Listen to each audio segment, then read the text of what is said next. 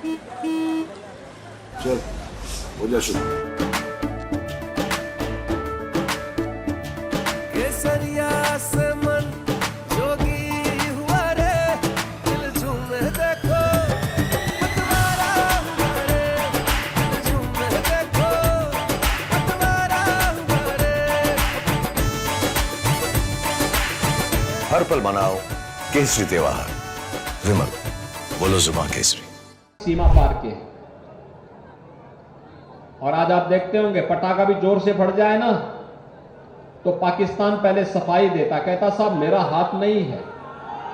उसे मालूम है मोदी जी के नेतृत्व में आतंकवाद और नक्सलवाद समाप्त हुआ है, और उसे मालूम है ये नया भारत है, छेड़ता नहीं है, लेकिन कोई छेड़ेगा तो छोड़ता भी नहीं है, छोड़ता भी नहीं है।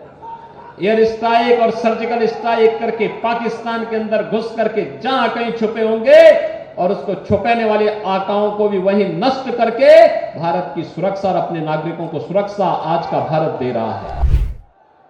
भारत माता की, भारत माता की, भारत माता की जय श्री राम, जय जय श्री राम। बाबा दुग्धेश्वर नाथ की पावन धरा, पूज्य देवराहा बाबा ने जिस भूमि पर साधना करके इस पूरी धरा को पवित्र किया था, ऐसी देवरिया की इस धरती को प्रणाम करते हुए आप सबका मैं हृदय से अभिनंदन करता हूं, स्वागत करता हूं। मंच पर उपस्थित प्रदेश सरकार में मंत्रिमंडल के मेरे सहयोगी और इस पथरदेवा के लोकप्रिय विधायक श्री सूर्य प्रताप शाही जी, भारतीय जनता पार्टी के पूर्व प्रदेश अध्यक्ष, देवरिया लोकसभा सीट पर लोकप्रिय सांसद के रूप में जिन्होंने शानदार कार्य किया है, ऐसे डॉक्टर रमापति राम त्रिपाठी जी, भारतीय जनता पार्टी के जिला के अध्यक्ष श्री भूपेंद्र सिंह जी, हमारे माननीय विधायकगण डॉक्टर सलमणि त्रिपाठी जी, श्री सुरेंद्र चौरसिया जी, श्री सुरेंद्र कुशवाहा जी, भारतीय जनता पार्टी के लोकप्रिय प्रत्याशी आज के श्री शशांक मणि त्रिपाठी जी, मंच पर उपस्थित सभी भारतीय जनता पार्टी और सहयोगी दलों के पदाधिकारीगण, जनप्रतिनिधिगण और भीषण गर्मी के बावजूद भारी संख्या में उपस्थित देवरिया संसदीय सीट से जुड़े हुए पथरदेवा के मेरे सभी उपस्थित बहन और भाइयों, आपके इस उत्साह के लिए मैं आप सबका हृदय से अभिनंदन करता हूं, स्वागत करता हूं।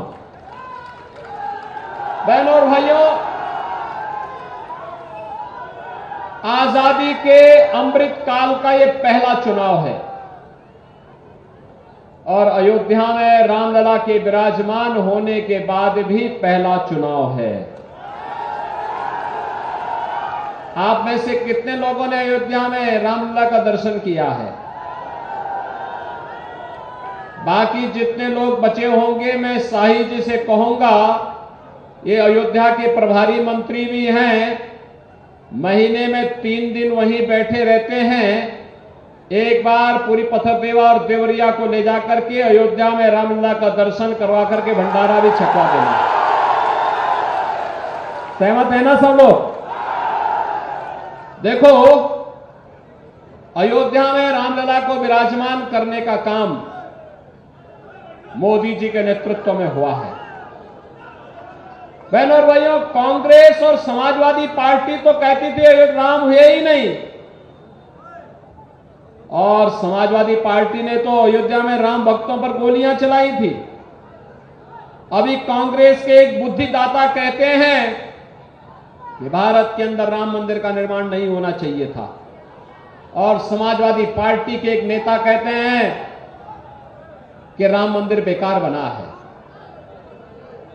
मुझे देख के आश्चर्य होता है इनकी बुद्धि और इनके विवेक पर। अरे भारत के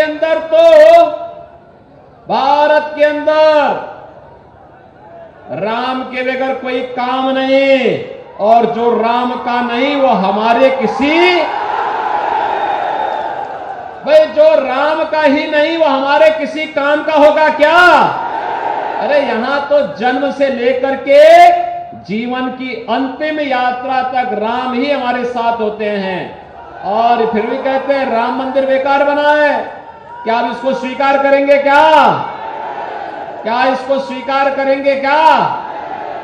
बहनों और भाइयों, ये जो श्रेय और जो यह पुण्य प्राप्त हुआ है, नेतृत्व मोदी जी का है, लेकिन इसके वास्तविक श्रेय के हकदार आप हैं, जिन्होंने कमल चुनाव चिन्ह पर वोट दिया है। और मैं इसलिए कह रहा हूं, आप अपनी वर्तमान और भावी पीढ़ी को कहने के हकदार हैं कि देखो 500 वर्षों का इंतजार समाप्त करके रामलला को हमने विराजमान कराया है अयोध्या में। वो कहेंगे कैसे? कहना भाई देखो, मोदी जी और योगी जी जो प्रधानमंत्री और मुख्यमंत्री बने हैं ना, हमने कमल निशान दबाया था तब बने हैं, क्योंकि हमारी ताकत तो आप ही लोग हैं। जब आप साई जी को, सलभ मणि को, रामविग्राम त्रिपाठी जी को, सुरेंद्र चौरसिया जी को, सुरेंद्र कुशवाहा जी को चुनाव जिता करके भेजते हैं, तो यही हमारी ताकत बनती है। और इसी ताकत के बल पर हम राम द्रोहियों को दरकिनार करते हुए राम भक्तों की आस को पूरा करने में अपनी पूरा ताकत लगा देते हैं। तो ये पुण्य आपके साथ में है, और इसलिए बहनों और भाइयों, ये पुण्य इसलिए क्योंकि हम नए भारत में रह रहे हैं, और नए भारत का नेतृत्व मोदी जी कर रहे हैं। मोदी जी के नेतृत्व में आज भारत का सम्मान बढ़ा है। भारत दुनिया की सबसे बड़ी अर्थव्यवस्था बनने की ओर अग्रसर हुआ है। भारत की सीमाएं सुरक्षित हुई हैं। अब देखो, सीमा सुरक्षित हुई है, और सेना के एक बड़े अधिकारी का पुत्र आपके यहां भाजपा ने प्रत्याशी बना करके उतारा है। लेफ्टिनेंट जनरल प्रकाश मणि त्रिपाठी जी के सुपुत्र हैं श्री शशांक मणि त्रिपाठी जी। मोदी जी ने जो पंच प्रण की बात कही, उसमें एक बात यह भी कही कि हमें अपनी सुरक्षा बलों का सम्मान करना होगा। और बहनों और भाइयों, सम्मान व्यक्त करने का इससे अच्छा माध्यम नहीं कि अगर त्रिपाठी जी ने सीमा की सुरक्षा के लिए अपना पूरा जीवन समर्पित किया है, तो आज अगर उनका पुत्र लड़ने के लिए आया है तो एक वोट हम भी इसके प्रति उनका सम्मान व्यक्त करते हुए देंगे। बहनों और भाइयों, याद करिए, कांग्रेस के समय में आतंकी घटनाएं घटित होती थी। हम लोग बोलते थे कि भाई आतंकवाद से निपटो। कांग्रेस के लोग और समाजवादी पार्टी के लोग क्या कहते थे? ये कहते थे आतंकवादी सीमा पार के हैं। और आज आप देखते होंगे, पटाखा भी जोर से फट जाए ना, तो पाकिस्तान पहले सफाई देता, कहता साहब मेरा हाथ नहीं है। उसे मालूम है मोदी जी के नेतृत्व में आतंकवाद और नक्सलवाद समाप्त हुआ है, और उसे मालूम है ये नया भारत है, छेड़ता नहीं है, लेकिन कोई छेड़ेगा तो छोड़ता भी नहीं है, छोड़ता भी नहीं है। एयर स्ट्राइक और सर्जिकल स्ट्राइक करके पाकिस्तान के अंदर घुस करके जहां कहीं छुपे होंगे, और उसको छुपाने वाले आकाओं को भी वही नष्ट करके भारत की सुरक्षा और अपने नागरिकों को सुरक्षा आज का भारत दे रहा है। विकास के बड़े बड़े कार्य हो रहे हैं। हाईवे 4 लेन, 6 लेन, 12 लेन के एक्सप्रेसवे बन रहे हैं, चीनी मिलें लग रही हैं, मेडिकल कॉलेज बन रहे हैं, AIIMS, IIT, IIM, triple IT, NIT, world class university. आपके बगल में एक कृषि विश्वविद्यालय हम बना रहे हैं और साथ साथ देवरा बाबा, पूज्य देवरा बाबा के नाम पर मेडिकल कॉलेज आपके देवरिया में प्रारंभ हो गया है। बहनों और भाइयों, कोई सोचता था देवरिया में मेडिकल कॉलेज बनेगा? कोई सोचता था क्या? आज तो बन गया ना। कोई सोचता था कि गोरखपुर में एम्स बनेगा? आज बन गया ना। बहनों और भाइयों, विकास भी है, अब तो हर घर नल की योजना भी है, नल पर जल भी है, शुद्ध पेयजल, इंसेफ्लाइटिस समाप्त। देखो यूपी में हम लोगों ने 2 काम बखूबी किया है। प्रभु राम को विराजमान करने के लिए पूरी ताकत लगाई। प्रभु राम 500 वर्षों के बाद विराजमान हो गए। माफिया का राम नाम सत्य है किया है और इंसेफ्लाइटिस को भी समाप्त किया है। इंसेफ्लाइटिस समाप्त हुआ है ना। मासूम बच्चे मरते थे, गरीबों के, दलितों के, ये सब बच्चे इसी सीजन में जैसे ही जून समाप्त होता था, हर घर में, हर जनपद में एक विचलन पैदा होती थी। लोग चिंतित होते थे, पता नहीं इस कमबख्त बीमारी से कौन बच्चा चपेट में आ जाए। लेकिन बहनों और भाइयों, आज आपके आशीर्वाद से बीजेपी की सरकार प्रदेश में और केंद्र में बनी, इंसेफ्लाइटिस समाप्त। अब कोई मासूम चिकित्सा सुविधा के भाव में दम नहीं तोड़ सकता है। बीमारी ही नहीं आएगी, न रहेगा बांस न बजेगी बांसुरी। बहनों और भाइयों, यह भी किया गया। और गरीबों के लिए तो आप सोचो, ये समाजवादी पार्टी और कांग्रेस के समय में गरीब भूख से मरता था, आज 80 करोड़ लोगों को फ्री में राशन। पहले बीमारी की चपेट में हर व्यक्ति आता था क्योंकि गंदगी होती थी। आज 12 करोड़ घरों में शौचालय का निर्माण। आज आप कहीं जाइए, 60 करोड़ लोग 5 लाख रुपए की आयुष्मान भारत के कार्ड की सुविधा प्राप्त कर रहे हैं। वे देश के अंदर कहीं भी जाकर के अपना उपचार करा सकते हैं। और मोदी जी ने कहा है 4 जून को जब फिर एक बार मोदी सरकार आएगी, क्या आएगी फिर एक बार, तो 70 वर्ष से ऊपर के हर एक व्यक्ति को प्रतिवर्ष 5 लाख रुपए की स्वास्थ्य बीमा उपलब्ध कराएंगे। ठीक है ना। किसान को किसान सम्मान निधि मिल रहा है। घर घर में शौचालय बन गए हैं। रसोई गैस के कनेक्शन फ्री में मिल गए हैं। पहले कांग्रेस के समय क्या होता था, रसोई गैस के कनेक्शन ही नहीं मिलते थे, और अगर किसी ने ले लिया और त्योहार और पर्व और त्योहार के दिन रसोई गैस समाप्त, तो घर का जो मर्द होता था वो रसोई गैस का सिलेंडर लेके जाता था, सिर पे रख करके जाता था, एजेंसी में खड़ा होकर कहता था भाई घर में यार रसोई गैस नहीं है, घर में कोई भोजन नहीं बन पाएगा, पकवान नहीं बन पाएंगे, अतिथि आए हुए हैं। तो रसोई गैस तो नहीं मिलती थी, पुलिस का डंडा जरूर मिल जाता था। और अगर खाली वह व्यक्ति घर आता था तो घर में बेलना की मार अलग से खाता था ना। क्यों साई जी, होता था ना ये हैं? भाई आप में से बहुत सारे लोग इसके गवाह हैं। लेकिन आज तो मेहमानदारी भी अच्छी हो दे रही है, क्योंकि गरीबों के घर बन गए हैं, बिजली का कनेक्शन भी मिल गया है, रसोई गैस भी आ गया है। और यहां पे तो हमने ये भी किया है कि होली और दीपावली में उस हर परिवार को फ्री में एक भरा हुआ सिलेंडर भी उपलब्ध करवाएंगे। ये साई जी ने ही दबाव बनाया था, ये सलम मणि वगैरह यही दबाव बनाए थे, कहा होली दीपावली हमारे प्रमुख पर्व है, फ्री में दो एक सिलेंडर भर करके। और बहनों और भाइयों, हम दे रहे हैं। और मोदी जी ने कहा है 4 करोड़ गरीबों के घर बन गए हैं, बाकी जो बचे हैं आपको मैं कह रहा हूं आप उनका रजिस्ट्रेशन करवा लीजिए, कच्चा घर होगा जिसका, सबको एक मकान उपलब्ध करवा देंगे।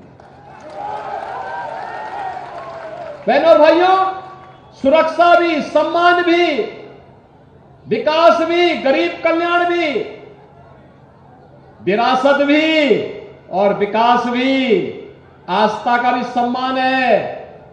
एक तरफ भारतीय जनता पार्टी मोदी जी के नेतृत्व में सब कर रही है। ये जो सब कुछ जो दिया है, क्या किसी का चेहरा देख करके, क्या किसी जाति देख करके, क्या एक ही मंत्र था, सबका साथ, सबका साथ, सबका विकास। और दूसरी तरफ कांग्रेस और समाजवादी पार्टी का गठबंधन। बहनों भाइयों, मैं आपको बताना चाहता हूं, जब भी ये गठबंधन होता है दो लड़कों की, ये बड़ा अनर्थकारी है। जब भी बनता है आतंकी घटनाएं घटित होती हैं। याद करिए, समाजवादी पार्टी की सरकार प्रदेश में थी और केंद्र में कांग्रेस की सरकार। अयोध्या में रामलला के मंदिर पर हमला हुआ था, काशी में संकट मोचन मंदिर पर हमला हुआ था।